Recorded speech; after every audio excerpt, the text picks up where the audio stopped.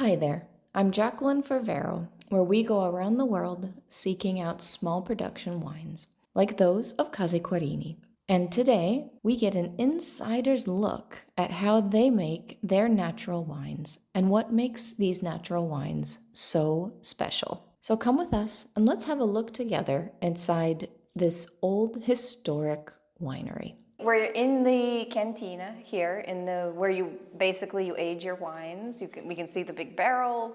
Tell us a little bit about your winemaking process, the life of the grape once it's plucked.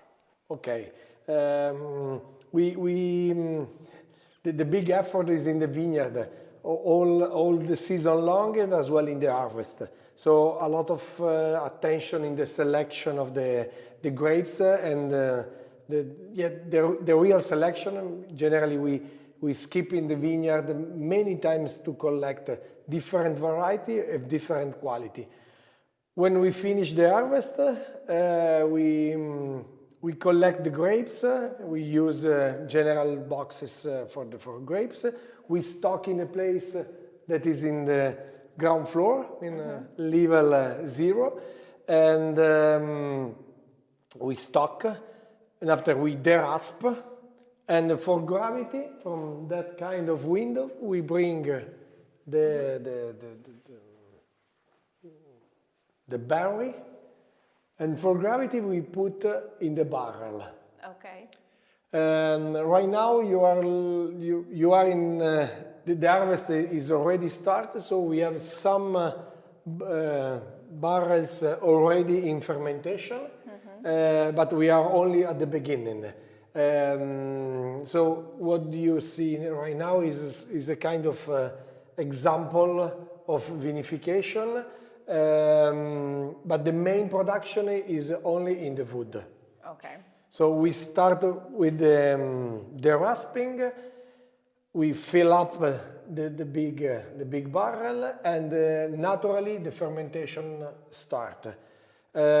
We work with the berry during the fermentation, breathing for the oxygen to keep under control a little bit fermentation and the volatile and many things, but we never use the pump.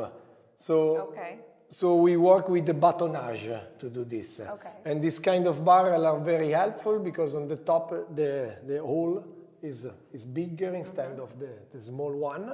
So up on the barrel we work manually with the bâtonnage, and we oxygen and we help the fermentation. When the fermentation stops, we close the barrel and we wait for the maturation. Okay. So the attention in the quality of the grapes makes sense when the maturation is long. When the quality is high, we keep the maturation until the Christmas time, so 2 months, something like this. When the fermentation and the maturation finish the jobs together, sometimes the wine is already done.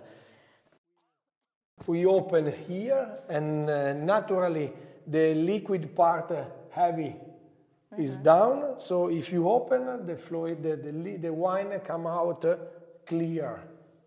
Wow, already, so you don't have to... You don't have to do filtration, you don't have to do nothing. You have just to decant the wine. For this reason, the aging is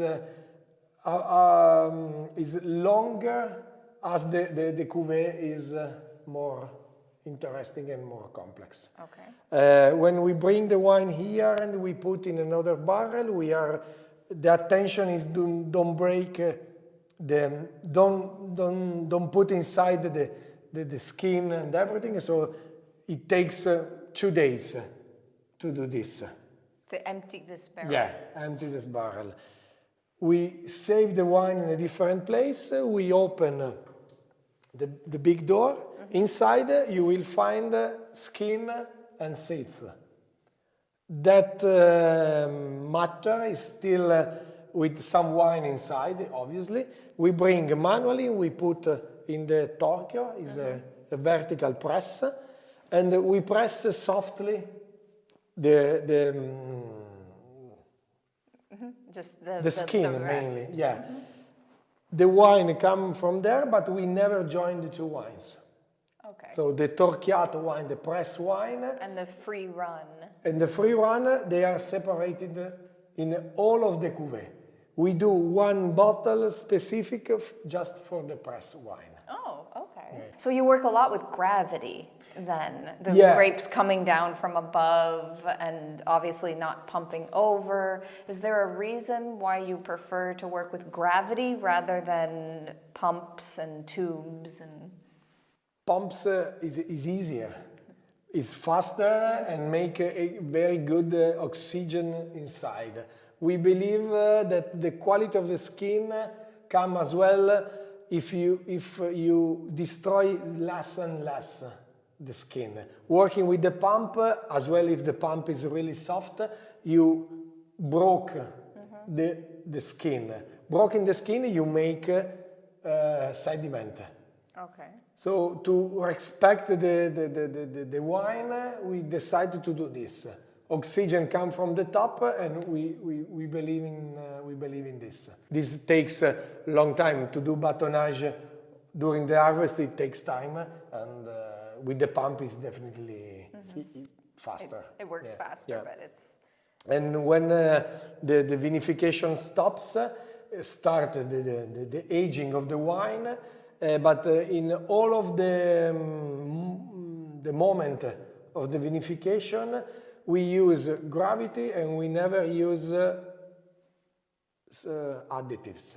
Okay. So all of our wines, they are not filtered. No filters? No filters and no additives. Okay, Means so no sulfites? No sulfite and nothing of this. Wow. From the grapes to the bottle, to the bottling. That's it. That's it. And we believe in the gravity because the structure of the wine, if you don't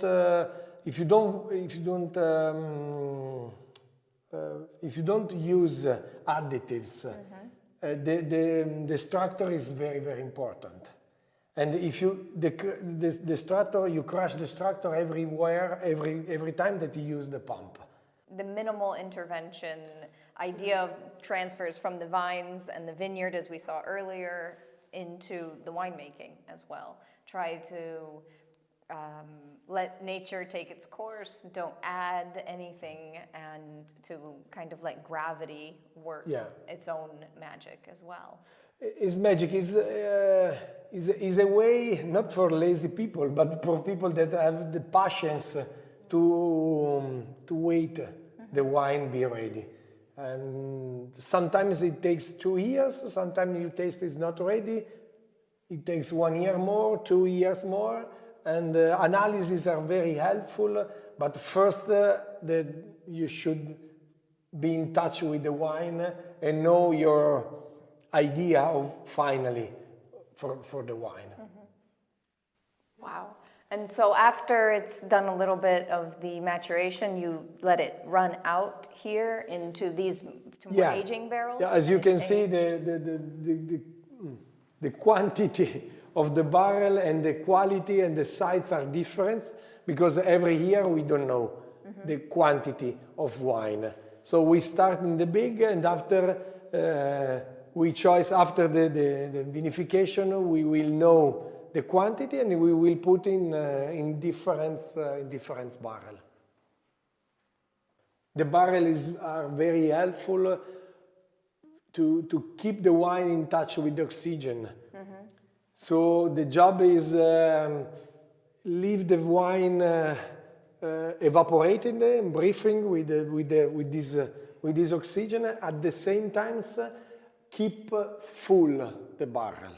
So we love the exchange with the wine and the external environment, external ambient, but we don't believe in the empty, not full barrels. You don't want the oxygen exactly to live inside. You want it to come to have the transfer. Yeah, the wine is the life of the wine we believe in the long life, but at the same time the oxygen is not right. It's not a friend.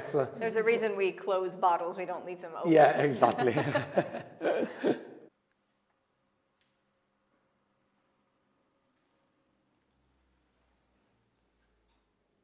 It's a small place, but it's enough for our production and at the same time for the aging.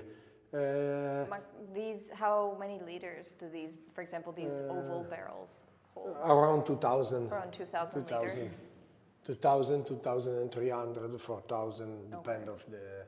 And the small one helps a lot, but when you fill up one, you have some... A little bit left A little bit over. left, you use the small one. Okay. Yeah, and you join after, year by year, we move. Each year we move all of the wine, we clean the sediment, and we leave again in the barrel.